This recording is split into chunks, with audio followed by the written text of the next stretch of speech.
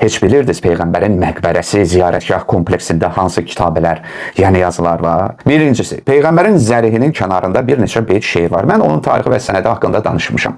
Şeirin tərcüməsi belədir. Ey o üstün kəs ki sümükləri hamar torpağa bastırılıb və onun ətri ilə çöl çəmən xoş ətrə bürünüb. Canım o qəbrə fəda olsun ki, sən onda məskunlaşmısan.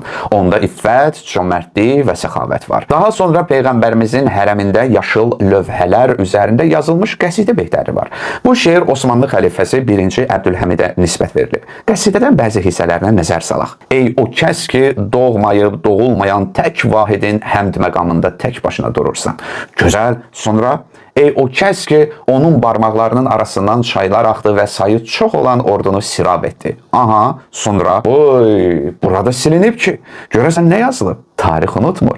Qəsidədə həmin sətirlər var. İnni təvəssəltu bil muxtari əşrafi mən rəqəs səmavati sirril vahidil əhəd. Mən seçilmiş Peyğəmbərin ətəyindən yapışır və təvəssül edirəm. O Peyğəmbər ki, göylərdə seyr edənlərin ən şərəflisi, vahid, əhəd Allahın sirlərindəndir. Yox, burada insafən qalıb, bunu silməyiblər. O gözəlliklərin Allahıdır, ucadır, onun xaliqidir ki, onun bənzərini dünyada tapa bilmirəm. Bu hissəsi qalıb, silməyiblər. Vay, bunu isə siliblər. Bihi iltəcətu ləallallah yəğfiru li həzəlləzi huvə fi zanni və mu'təmədi. Ona sığındım ki, bəlkə Allah məni bağışlasın. Bu ki, mənim güman və etiqadımdır.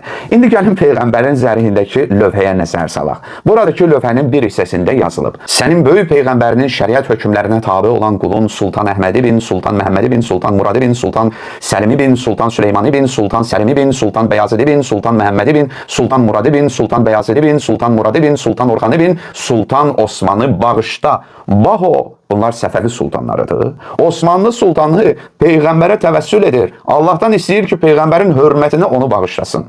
Nədir bu şəxsin hökmü?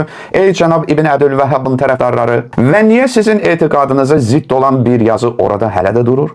Səhər axşam Şah İsmail belə gəldi, Səfəvi elə getdi. Bundan danışın. Qarşı çıxdığınız Osmanlıdan onlar şiə idilər, yoxsa sünni? Və siz kimsiniz?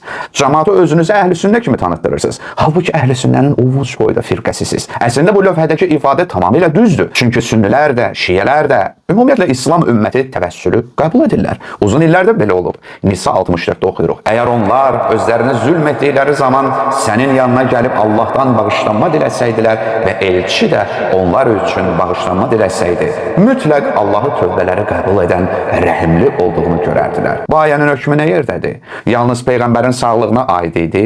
Yəni ayənin vaxtı keçib, sadəcə tarixə qovuşub, yəni necədir?